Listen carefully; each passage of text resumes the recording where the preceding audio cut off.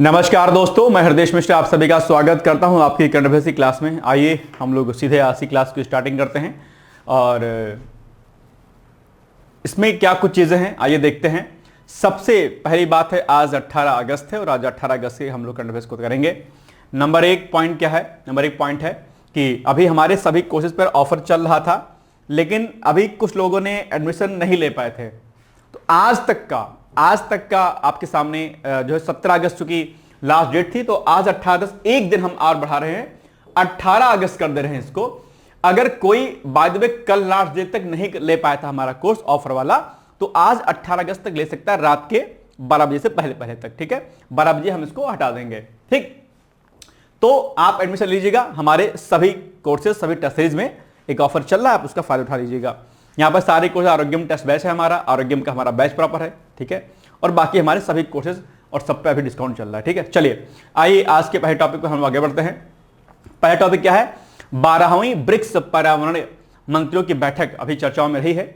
ये दरअसल भारत के द्वारा न्यू दिल्ली में, ठीक है, इंडिया के द्वारा न्यू दिल्ली में 12वीं ब्रिक्स पर्यावरण मंत्रियों की बैठक की मेजबानी की गई है। ठीक है, न्यू दिल्ली में की गई है बैठक, आपकी 12वीं ब्रिक्स पर्यावरण बैठक है भारत के द्वारा। और आप जानते होंगे कि ब्रिक्स की जो अध्यक्षता है कौन कर रहा है इस समय? भारत कर रहा है। ठीक है, मैंने कल भी कहा था कि ब्रिक्स के बारे में पूछेगा प्रश्न आपसे। मैंने कई बार कहा है BRICS ब्रिक्स में 5 देश होते हैं, इसमें 6 देश आपके पार्लियामेंट और शामिल हो गए हैं, टोटल इसमें 11 देश शामिल हो गए हैं। ठीक है, 11 देश में अगर मैं आपसे बात करूं कि 11 देशों में कौन कौन से देश आते हैं, मैंने कल भी आपको कहा था, जिसमें आपका इथोपिया है, इंडोनेशिया है, यूएई है, आपका संयुक्त अरब है अपने आप में। ठीक है, और कुछ कंट्री और हैं जो मैं आपको एक बार बता देता हूं, आप इसको एक बार नोट कर लीजिएगा, क्योंकि ये आपके एग्जाम में डेफिनेटली यहां से प्रश्न आएगा। टोटल कितने मेंबर हो गए हैं, क्या हो गया है, ब्रिक्स की महत्ता क्या है, ऐसे बहुत सारे फैक्ट जो है आपको दिखाई देंगे आप एग्जाम में। तो मैं एक बार इसको बता देता हूं आपको। नंबर एक, ब्राजील, BRICS, ब्राजील तो है ही है अपने आप पे। एक बार 11 कंट्री का मैं नाम ले रहा हूं आपसे। नंबर एक ब्राजील है, नोट कर लीजिएगा, ब्राजील, चीन, मिस्र, इथोपिया, भारत, इंडोनेशिया, ईरान, रूस, सऊदी अरब, दक्षिण अफ्रीका और UAE। ये 11 कंट्री अभी क्या है ब्रिक्स में परमानेंट मेंबर्स हैं, और बाकी कुछ ऐसे और देश थे जो पर्यवेक्षक के रूप में शामिल हुए थे। तो ये 11 कंट्री जो है आप एक बार पढ़ लीजिएगा, ब्रिक्स के वर्तमान सदस्य देश अभी हैं। इनका फ्लैग वगैरह यहां पर आप देख पा रहे होंगे, शायद अगर जूम कर दूं मैं आपको तो ये आप लोग एक बार देख लीजिएगा, वैसे शायद दिखाई नहीं दे रहा होगा आपको। खैर, तो यह बात आप यहां पर ध्यान रखिएगा। अध्यक्षता इस उच्च स्तरीय बैठक का संचालन केंद्रीय पर्यावरण, वन और जलवायु परिवर्तन मंत्री कौन है? आपके भूपेंद्र यादव जी हैं, इनके द्वारा किया गया है। ठीक है, मुख्यमंत्री स्तरीय बैठक से पूर्व पर्यावरण कार्य समूह यानी कि एनवायरमेंटल या एनवायरमेंट वर्किंग ग्रुप और जलवायु परिवर्तन पर संपर्क समूह contact group of on climate change के वरिष्ठ अधिकारियों की परामर्श बैठक आयोजित की गई है। ठीक है, ध्यान दीजिएगा, इसका विषय क्या है, थीम क्या है? लचीलापन। क्या? लचीलापन। ठीक है, नवाचार यानी कि इनोवेशन, सहयोग यानी कि सपोर्ट, स्थिरता यानी कि अपने आप पे सस्टेनेबिलिटी का निर्माण करना यानी कि बिल्डिंग रेजिलेंस। ठीक है, इनोवेशन, कॉपरेशन एंड सस्टेनेबिलिटी इस बार की क्या है? थीम है, जो कि आपको क्या करनी है? याद रखनी है, भूलना आपको नहीं है बिल्कुल भी किसी भी रूप में। ठीक है, ये आप नोट कर लीजिएगा। अगर अभी क्लास करते करते हम नोट ना कर पा रहे हो कोई दिक्कत नहीं, क्लास के वाइंड अप होने के बाद इसको डाउनलोड देख लीजिएगा, और इसकी जो PDF होती है वो हमारे डिकोड एग्जाम का जो ऑफिशियल हमारा पेज है टेलीग्राम का, वहां पर सुबह 10 बजे इस फाइल को अपलोड कर दिया जाता है। इसका लिंक डिस्क्रिप्शन बॉक्स में दिया गया है। अगर लिंक वहां पर नहीं मिलेगा तो आप मुझे व्हाट्सएप कर दीजिएगा, मैं आपको लिंक भेज दूंगा। व्हाट्सएप कहां पर करना है आपको? व्हाट्सएप इस नंबर पर करना है, ये मेरा नंबर है, इस पर आप व्हाट्सएप कर लीजिएगा और आपको लिंक आपको भेज दिया जाएगा। ठीक है, या आप नॉर्मली आप टेलीग्राम डिकोड ऑफिशियल टेलीग्राम आप सर्च कीजिएगा तो आपको मिल जाएगा। ठीक है, चलिए, इसमें हमने जो हमारी जो अभी क्लाइमेट चेंज हो रहा है, जो मौसम में बदलाव हो रहा है, उन सभी बातों को लेकर के हमने उसकी स्ट्रेटजी पर अभी हमने डिस्कस इसमें किया हुआ है। ठीक है, सर्कुलर इकोनॉमी, आजकल ये शब्द बहुत चर्चाओं में है। क्या? चक्रीय अर्थव्यवस्था, सर्कुलर इकोनॉमी। ठीक है, इस पर बहुत चल रहा है मैटर, और इस पर प्रश्न आपके मेंस में डेफिनेटली है कि प्रश्न पूछा जाएगा, बिल्कुल गारंटी के साथ में है। ठीक है, तो सर्कुलर इकोनॉमी प्राकृतिक संसाधनों के सतत उपयोग और अपशिष्ट प्रबंधन के लिए चक्रीय आर्थिक मॉडलों को बढ़ावा देना है, ताकि रिसाइकिल चीज होती रहे, इकोनॉमी अपने आप पे सर्कुलेट होती रहे अपने आप पे। जैव विविधता के संरक्षण के लिए कुनमिंग मॉन्ट्रियल प्रोटोकॉल आप जानते होंगे, कई बार आप एग्जाम पूछा गया कुनमी मॉन्ट्रियल, जहां से प्रश्न आते हैं। तो कुनमी मॉन्ट्रियल वैश्विक जैव विविधता फ्रेमवर्क के लक्ष्यों के अनुरूप पारिस्थितिक तंत्र और वन्यजीवों का संरक्षण करना, इस पर बात की गई है। जलवायु वित्त और प्रौद्योगिकी हस्तांतरण अर्थात विकासशील यानी कि डेवलपिंग कंट्रीज के लिए सुलभ, रियायती और पर्याप्त जलवायु वित्त पोषण तथा स्वच्छ प्रौद्योगिकियों के हस्तांतरण पर बल दिया गया है। यानी कि जो भी आपकी विकासशील देश जो भी होते हैं, उन विकासशील देशों के लिए लगातार भारत काम कर रहा है, और जो भी विकसित देश हैं वो इन प्रकार के देशों की हेल्प करें ताकि अपने क्लाइमेट चेंज को सही कर पाए और ऐसी प्रौद्योगिकियों का इस्तेमाल करें जिसके माध्यम से उनको कोई दिक्कत ना होने पाए। तो ये पॉइंट भी आपको क्या करना है, याद रखना ध्यानपूर्वक, ठीक है। चलिए आगे बढ़ते हैं हम लोग। तो अब ब्रिक्स की बात करते हैं। अभी हमने आपको इसके बारे में बता ही दिया कि सर्वसम का प्रयोग, सर्वसम इसका प्रयोग 2001 में गोल्डमैन जो है, जो सैक्स है उनके द्वारा तत्कालीन अर्थशास्त्री जिम ओनील के द्वारा ब्राजील, रूस, भारत और चीन की भारतीय व्यवस्थाओं के संदर्भ में किया गया था। आप जानते होंगे इसको। शुरुआत इसकी सितंबर 2006 में न्यूयॉर्क में संयुक्त राष्ट्र महासभा की बैठक के दौरान चारों देशों के विदेश मंत्रियों की पहली मंत्री बैठक संपन्न हुई थी। इसका प्रथम शिखर सम्मेलन का आधिकारिक राष्ट्राध्यक्ष शिखर सम्मेलन वर्ष 2009 में रूस यानी कि एकातेरिनबर्ग में आयोजित किया गया था। उसके बाद 2010 में इसमें जो है, क्योंकि पहले ब्रिक था, अपने क्या था, पहले ब्रिक था,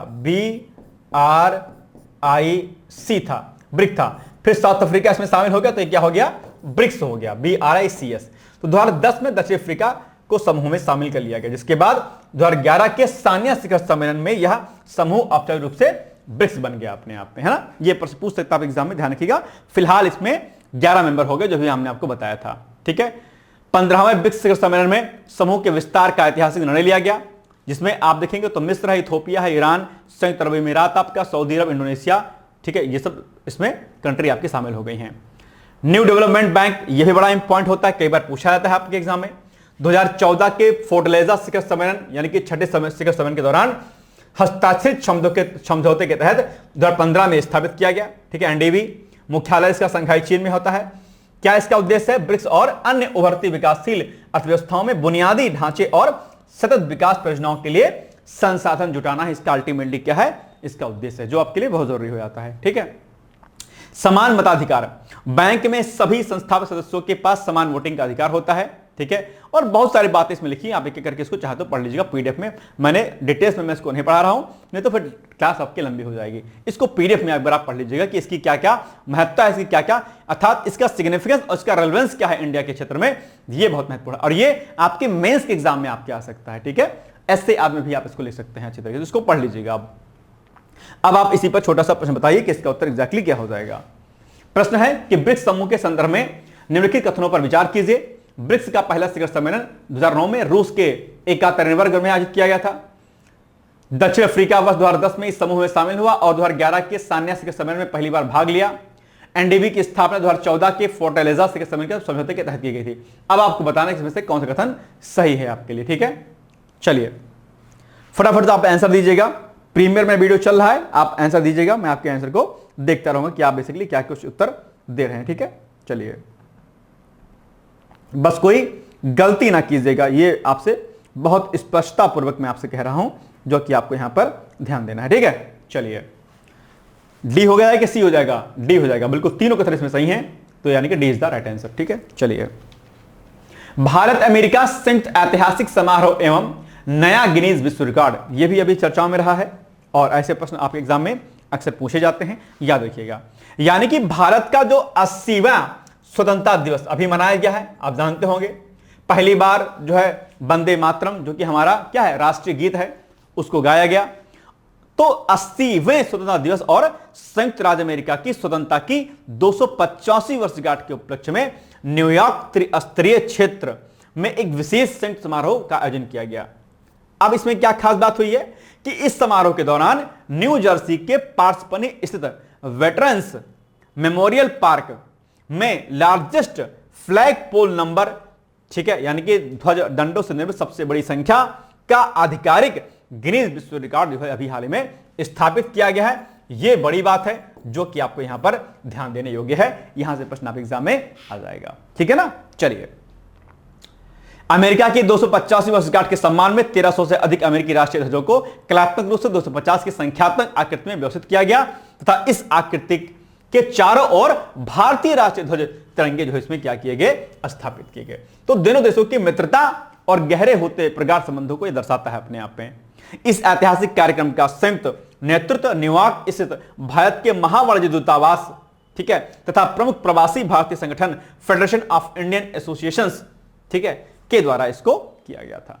तो ये पूछ सकता है भाई किस इसका नेतृत्व किसने किया था, तो नेतृत्वकर्ता के रूप में फेडरेशन ऑफ इंडियन एसोसिएशन जो इसमें शामिल रहा है, ध्यान रखिएगा। ठीक, इस आयोजन में बाकी कॉर्पोरेट कंपनियों ने बड़ा सहयोग किया इसमें, और यह आयोजन अमेरिका में भारतीय प्रवासियों यानी कि जो इंडियन डायस्पोरा के बढ़ते प्रभाव और दोनों देशों के बीच गहरे होते द्विपक्षीय संबंधों के लोकतांत्रिक लक्ष्यों को रेखांकित करने का प्रयास करता है, किस प्रकार से हम दोनों देश आगे बढ़ रहे हैं। आप जानते हो कि इंडियन डायस्पोरा एक बड़ी संख्या में अमेरिका में रहता है। ठीक है, भौगोलिक एवं कूटनीतिक शब्दावली न्यूयॉर्क त्रिस्तरीय त्रिराज्यीय क्षेत्र, अर्थात न्यूयॉर्क त्रिराज्यीय क्षेत्र से तात्पर्य न्यूयॉर्क शहर और उसके समीपवर्ती उस विस्तृत महानगरीय क्षेत्र से है जो 3 अमेरिकी राज्यों में फैला है। न्यूयॉर्क आपका, न्यू जर्सी और कनेक्टिकट अपने आप पे, ये आप यहां पर देख पा रहे होंगे। ये मैप थोड़ा सा ब्लर हो गया है, इसलिए यहां पर चीजें स्पष्ट नहीं है, लेकिन आप इसको देख लीजिएगा एक बार। यह क्षेत्र संयुक्त राज्य अमेरिका में भारतीय मूल के प्रवासियों, पेशेवरों और व्यापारिक गतिविधियों के सबसे बड़े केंद्र के रूप में होता है। अब मैप में चूंकि दिखाई नहीं दे रहा, लेकिन ये अपने आप में इंडियन डायस्पोरा के लिए और अमेरिका के लिए बहुत महत्वपूर्ण है अपने आप में, है ना। चलिए अब आप बताइए कि इसका उत्तर एग्जैक्टली क्या हो जाएगा। हाल ही में भारतीय स्वतंत्रता दिवस और अमेरिकी स्वतंत्रता 250वीं वर्षगांठ के संयुक्त समारोह के दौरान स्थापित किए गए गिनीज विश्व रिकॉर्ड के संदर्भ में निम्नलिखित कथनों पर विचार कीजिए। चलिए बताइए फटाफट इसका उत्तर क्या हो जाएगा जल्दी से। 1, 2 और 3 आपके सामने ऑप्शन दिए गए हैं, आपको फिर विकल्प का चयन करना है कि एक्चुअली में इसका उत्तर क्या हो जाएगा। फटाफट से आप लोग आंसर दीजिएगा, मैं पूरा विकल्प नहीं पढ़ रहा हूं, आप पढ़िए और आप आंसर दीजिए कि इसका उत्तर क्या हो जाएगा। आसान है, कुछ ऐसा नहीं कि कठिन है जो आप ना बता पाए, इजी है, और मैं उम्मीद करता हूं कि आप इसका उत्तर मुझे बता पाएंगे अच्छे तरीके से। ठीक है भाई, बोलिए क्या हो जाएगा इसका उत्तर। डी, इसमें भी तीनों क्वेश्चन आपके सही है। ठीक है, चलिए दिल्ली में अटल कैंटीन योजना का विस्तार, ये अभी दिल्ली में अटल कैंटीन योजना है और अभी हाल ही में तिमारपुर में जो है एक इसका उद्घाटन किया गया है। तिमार, जब मैं दिल्ली में रहता था तो मैं तिमारपुर में ही रहता था, है ना, तो वहीं पर अभी इसका विस्तार किया गया है। ध्यान दीजिएगा, आपके एग्जाम के लिए क्या है, ये महत्वपूर्ण भी है, आपको बिल्कुल भी गलती इसमें नहीं करनी है। ठीक है, तो दिल्ली में अटल कैंटीन योजना का विस्तार किया गया है, यानी कि पूर्व प्रधानमंत्री अटल बिहारी वाजपेयी की पुण्यतिथि के अवसर पर पूर्व उपराष्ट्रपति एम वेंकैया नायडू द्वारा दिल्ली के तिमारपुर से 25 नई अटल कैंटीनों का औपचारिक उद्घाटन किया गया है। तिमारपुर एरिया विश्वविद्यालय मेट्रो से लगा हुआ है, आप जानते होंगे। अगर आप दिल्ली में रहते होंगे तो डेफिनेटली आप मुखर्जी नगर या वजीराबाद अगर रहते होंगे तो आप जानते होंगे तिमारपुर टीचर कॉलोनी, तिमारपुर पूरा क्षेत्र जो है सरकारी फ्लैट्स का बना हुआ है। इन 25 नई इकाइयों के जुड़ने के साथ ही राष्ट्रीय राजधानी में संचालित अटल कैंटीनों की कुल संख्या अब 100 हो गई है अपने आप पे। ठीक है, तो ये खास बात है।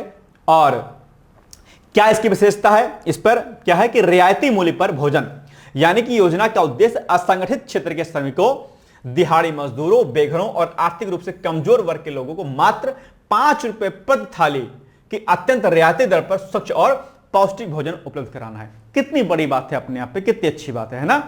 मात्र 5 रुपए पर जो है आपको यहां पर एक बड़ा अच्छा खाना आपको दिया जाता है। ठीक है, विस्तारित नेटवर्क के माध्यम से प्रतिदिन लगभग 1 लाख जरूरतमंदों को भोजन उपलब्ध कराने का लक्ष्य इसमें रखा गया है। इस जन कल्याणकारी योजना की शुरुआत 25 दिसंबर यानी कि जो था आपका, जिसको हम सुशासन दिवस के रूप में मनाते हैं, उस दिन इसकी शुरुआत होती है। योजना के आरंभ से अब तक लगभग 95 लाख सब्सिडी युक्त थालियां वितरित की जा चुकी हैं अपने आप। तो बड़ी बात है, और ऐसी ही चीजें चलाना निश्चित तौर पर अच्छी बात होती है ना। पूरी क्षमता से संचालित होने पर यह नेटवर्क प्रतिवर्ष 3.5 करोड़ से अधिक थालियां उपलब्ध कराने में सक्षम है, और निश्चित तौर पर इससे खाद्य एवं पोषण सुरक्षा को बढ़ावा मिलता है।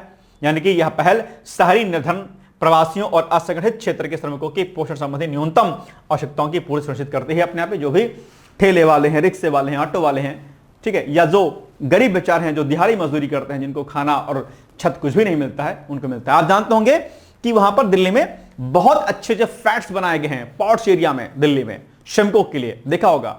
जैसे लखनऊ भी बनाए गए, वैसे दिल्ली में बनाए गए हैं अपने आप में।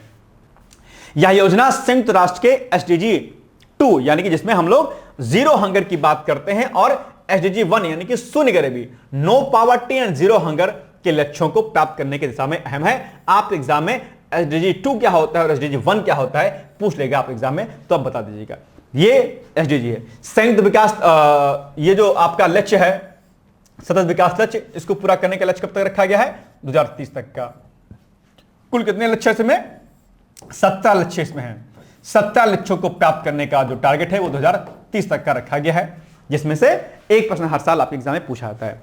ठीक है, बाकी इससे निश्चित तौर पर कहीं ना कहीं जो सोशल सिक्योरिटी होती है बढ़ेगी अपने आप पे और लोगों को खाना अच्छा मिलेगा।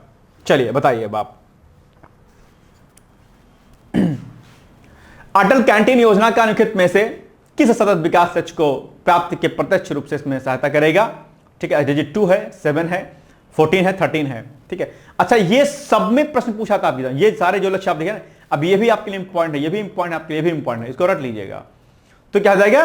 एसडीजी 2 यानी कि शून्य भुखमरी और एसडीजी 1 यानी कि शून्य गरीबी को प्राप्त करने में ये अटल कैंटीन योजना महत्वपूर्ण है अपने आप, यानी कि option number A is the right answer. ठीक है, चलिए मधुमेह की रोकथाम और ग्रामीण स्वास्थ्य पहल। अच्छा, मधुमेह किस प्रकार का रोग है अपने आप में?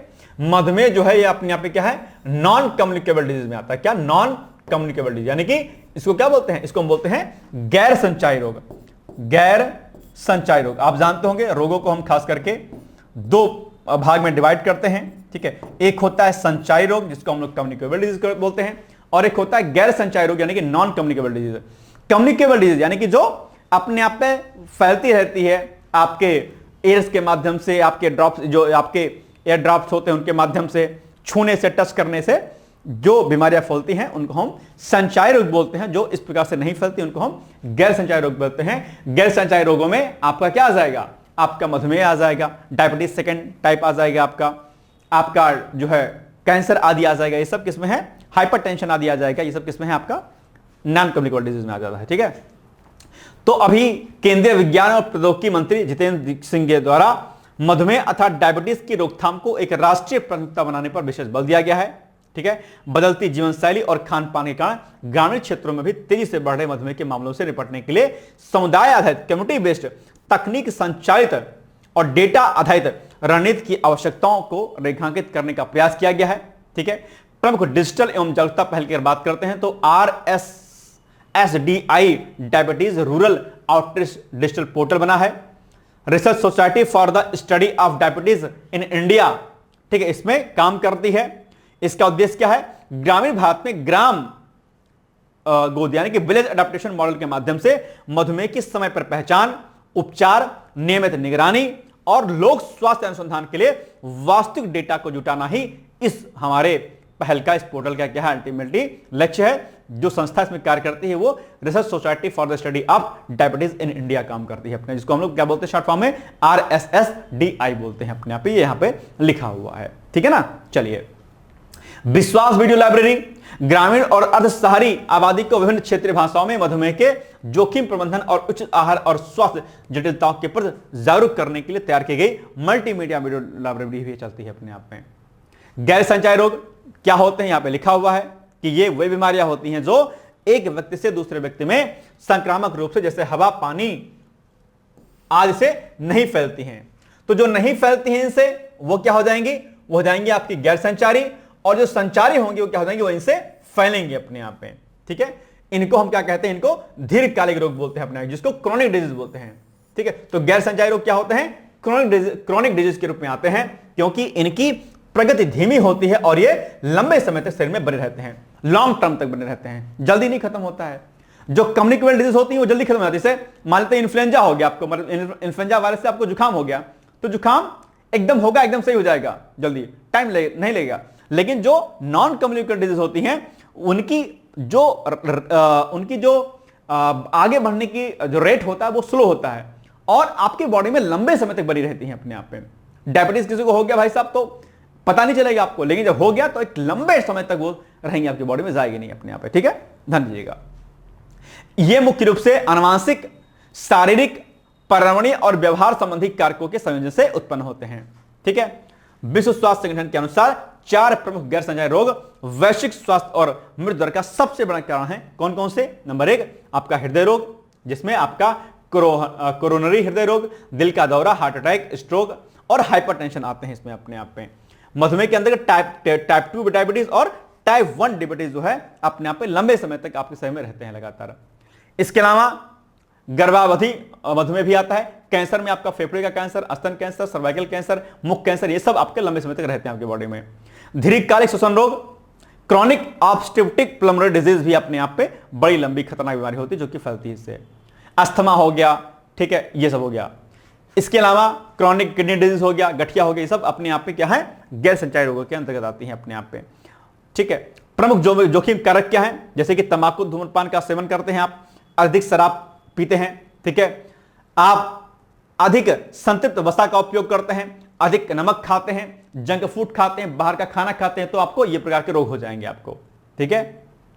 बाकी यहां पर ये सब कारक जो है इसमें लिखे गए हैं, आप इसको एक बार पढ़ लीजिएगा अच्छी तरीके से। चलिए अब आप बताइए कि इसका उत्तर क्या हो जाएगा। हाल ही में समाचारों में रहे diabetes rural outreach digital portal और विश्वास वीडियो लाइब्रेरी पहल का संबंध निम्नलिखित में से किस संस्था से है? बताइएगा। आईसीएमआर यानी कि Indian council of medical research, या फिर आरएसएसडीआई यानी कि research society for the study of diabetes, या एनएचए राष्ट्रीय स्वास्थ्य प्राधिकरण यानी कि नेशनल हेल्थ अथॉरिटी, या फिर अखिल भारतीय आयुर्विज्ञान संस्थान यानी कि AAIIMS यानी कि एम्स। क्या हो जाएगा इसका उत्तर? बताइए।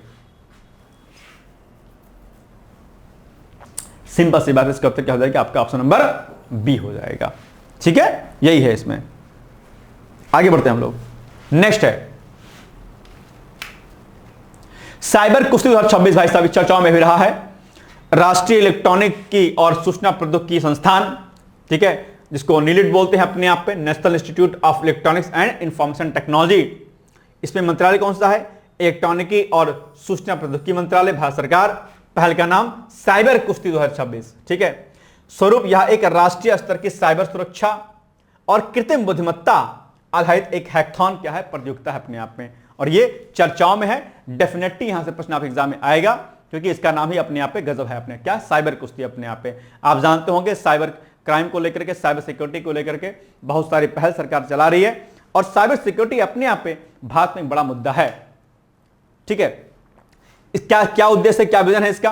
तो साइबर सुरक्षा आकलन यानी कि साइबर सिक्योरिटी असेसमेंट में उन्नत स्वचालित प्रणालियों और एआई उपकरणों के साथ साथ में मानवीय निर्णय क्षमता का परीक्षण करना और उसे मान्यता प्रदान करना, ठीक है। देश भर के तकनीकी छात्रों और स्वतंत्र शोधकर्ताओं को वास्तविक साइबर खतरों, सुविधाओं और सुरक्षात्मक रणनीतियों पर कार्य करने के लिए एक मंच उपलब्ध कराना ही इसका क्या है? अपने आप पे मुख्य उद्देश्य या विजन है इसका, ठीक है।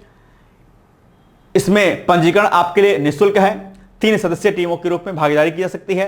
उच्च शिक्षण संस्थानों के छात्र, स्वतंत्र शोधकर्ता आदि इसमें पार्टिसिपेट कर सकते हैं। भारतीय पारंपरिक कुश्ती संस्कृति से प्रेरित होकर के विजेताओं के लिए विशेष सम्मान इसमें निर्धारित किया गया है।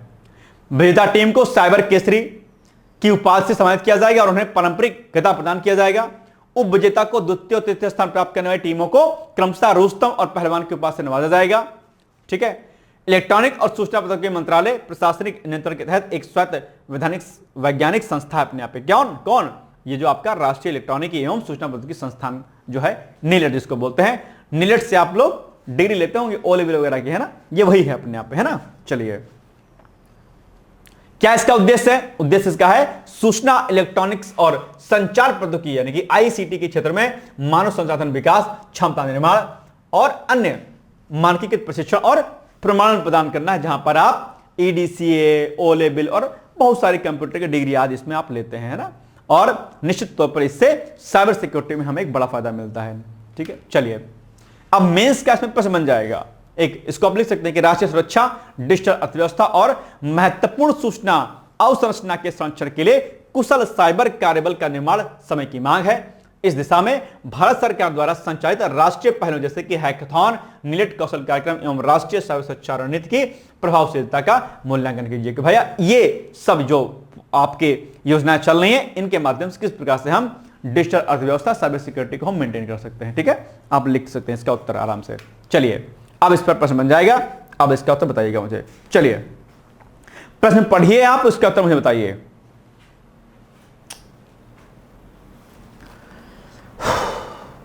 कोई कठिन नहीं है कि आप ना बता पाए, है आराम से आसान है। ठीक है, चलिए बोलो भैया जी लोग, इसका उत्तर की हो जाएगा बॉस।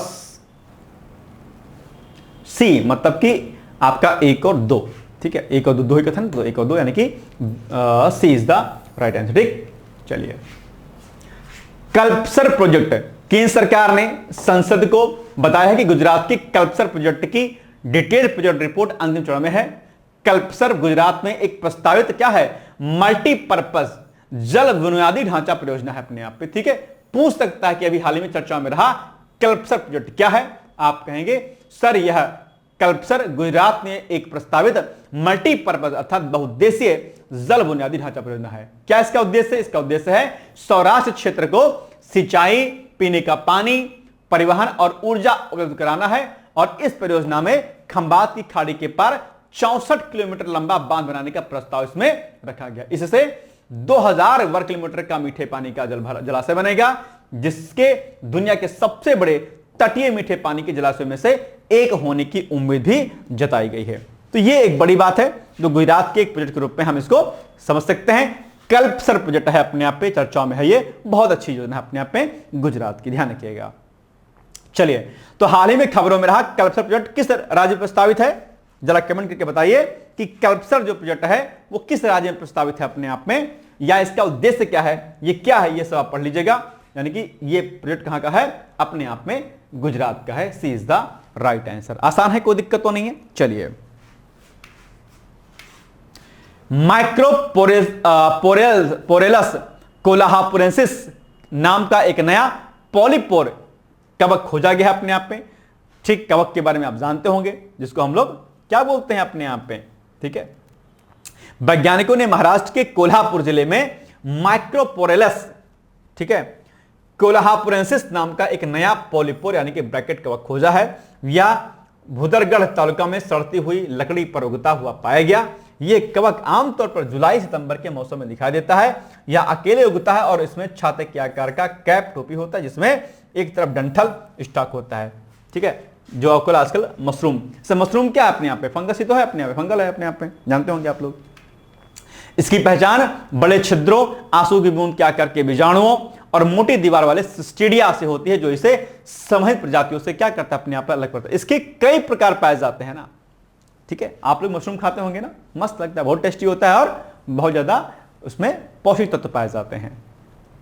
किसी किसी को मशरूम बहुत पसंद होता है, वो शादी में इसलिए जाते हैं क्योंकि उनको मशरूम खाना होता है। ठीक है, चलिए, हाल ही में किस राज्य में माइक्रोपोरेलस कोल्हापुरेंसिस नाम का एक नया पॉलीपोर कवक खोजा गया अपने आप पे, बताइए किस, कहां पर खोजा गया है। तो ये खोजा गया अपने आप पे कहां पर, महाराष्ट्र में, है ना। D is the right answer. कुछ लोग जब शादी में जाते हैं तो भाई साहब सुबह से कुछ नहीं खाएंगे, उनसे पूछो क्यों नहीं खाते, कहेंगे आज शादी में जाना है। मतलब पेट वोट एकदम खाली करके जाएंगे और दे दनादन खाना खाएंगे, एकदम जैसे लगेगा कभी नहीं खाएं। स्पाइसेस खाएंगे तो 1 टिक्की खाएंगे, शादी में जाएंगे तो 4 टिक्की खाएंगे, है ना। कोई सामान, कोई स्टॉल नहीं छोड़ते, कुछ लोग बहुत खाते हैं, जबरदस्त खाते हैं। इतना नहीं खाना चाहिए, पेट है आपका, है ना, आपका पेट है जो है, कोई टैंकर नहीं है ना कि जितना भी ठूस हम ठूस कर लीजिए। चलिए, D is the right answer. ठीक है, चलिए नेक्स्ट है वन नेशन वन सब्सक्रिप्शन योजना। सरकार ने संसद को बताया है कि वन नेशन वन सब्सक्रिप्शन योजना का इस्तेमाल बढ़ रहा है, जिसमें आंध्र प्रदेश में 3.11 लाख से अधिक छात्र उपयोगकर्ता इसमें दर्ज कर लिए गए हैं। यह योजना आप जानते होंगे 2025 से देश भर में उच्च गुणवत्ता वाले एकेडमिक जर्नल्स तक पहुंच प्रदान करने के लिए शुरू की गई है, वन नेशन वन सब्सक्रिप्शन योजना। इसके बारे में मैंने आपको शायद पिछली बार पढ़ाया था, आपको जहां तक मुझे याद है। यह योजना दरअसल विज्ञान यानी कि साइंस, ठीक है, प्रौद्योगिकी यानी कि टेक्नोलॉजी, चिकित्सा यानी कि मेडिसिन, सामाजिक विज्ञान यानी कि सोशल साइंस, कला यानी कि आर्ट, और मानविकी विषय यानी कि जो आपके मानविकी विषय होते हैं अपने आप में आर्ट्स के को कवर करने के लिए, यानी कि जो ह्यूमैनिटीज के विषय होते हैं को कवर करने वाले 32 अंतरराष्ट्रीय प्रकाशकों के 13,000 से अधिक जर्नल्स तक पहुंच प्रदान करती है। भारत भर के पात्र उच्च शिक्षा संस्थान और रिसर्च एंड डेवलपमेंट संस्थान इस योजना के माध्यम से इन जर्नल्स तक पहुंच प्रदान प्राप्त कर सकते हैं। आप शोधार्थी अगर हैं, इनोवेटर हैं, तो आप इसके माध्यम से आप अलग अलग प्रकार के जर्नल्स को आप पढ़ सकते हैं और इसका फायदा आप उठा सकते हैं। अच्छी पहल है अपने आप में। हायर एजुकेशन में ये एक बड़ा बेनिफिट कहीं ना कहीं आपको करेगा, ध्यान दीजिएगा। तो ये क्या आपके लिए बहुत महत्वपूर्ण है, ध्यान रखिएगा आप इसको। चलिए तो अब आप बताइए इसका उत्तर क्या हो जाएगा एग्जैक्टली। प्रश्न क्या है? प्रश्न है सरकार ने देश भर में उच्च गुणवत्ता वाले एकेडमिक जर्नल्स तक पहुंच प्रदान करने के लिए कौन सी योजना की शुरुआत की है? बताइए। National digital library mission, PM Vidya Yojana, one nation one subscription योजना, या फिर स्वयं प्लस? क्या हो जाएगा इसका उत्तर? सिंपल सी बात है, इसका उत्तर क्या हो जाएगा? Option number B is the right answer. कोई ऐसा कठिन नहीं है जो आप इसमें ना बता पाए, है ना। चलिए, पीएम विद्या लक्ष्मी योजना चर्चाओं में रहा है।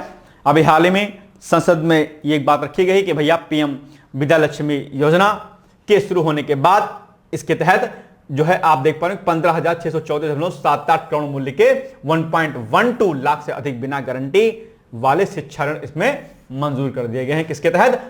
पीएम विद्या लक्ष्मी योजना के अंतर्गत। यह एक बड़ा फायदा है।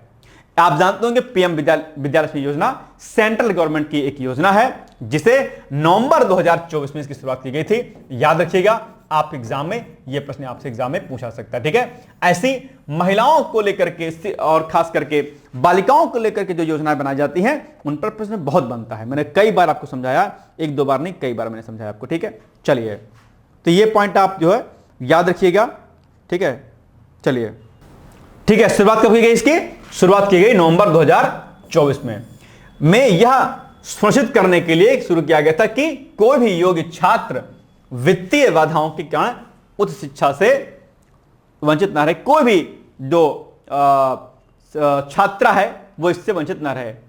यह गुणवत्तापूर्ण उच्च शिक्षा संस्थानों में योग्यता आधारित प्रवेश पाने वाले छात्रों को बिना गारंटी और बिना गारंटर वाले शिक्षा ऋण प्रदान करती है। 8 लाख तक की वार्षिक पारिवारिक आय वाले छात्र 10 लाख रुपए तक के शिक्षा ऋण पर 3% ब्याज सब्सिडी के लिए पात्र होते हैं अपने आप में, ठीक है। ध्यान दीजिएगा। चलिए, अब आप बताइए कि इसका उत्तर एग्जैक्टली क्या हो जाएगा। पीएम विद्या लक्ष्मी योजना का मुख्य उद्देश्य क्या है? सभी कॉलेज छात्रों को मुफ्त लैपटॉप प्रदान करना, यह इसका उद्देश्य है।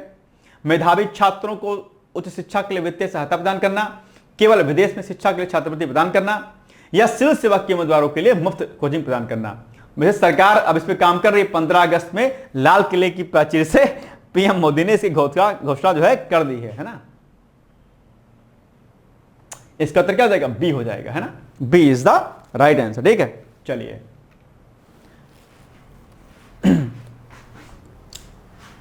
अब आपके लिए आज का अभ्यास प्रश्न है कि अटल बीमित व्यक्ति कल्याण योजना किस संगठन के द्वारा शुरू की गई है।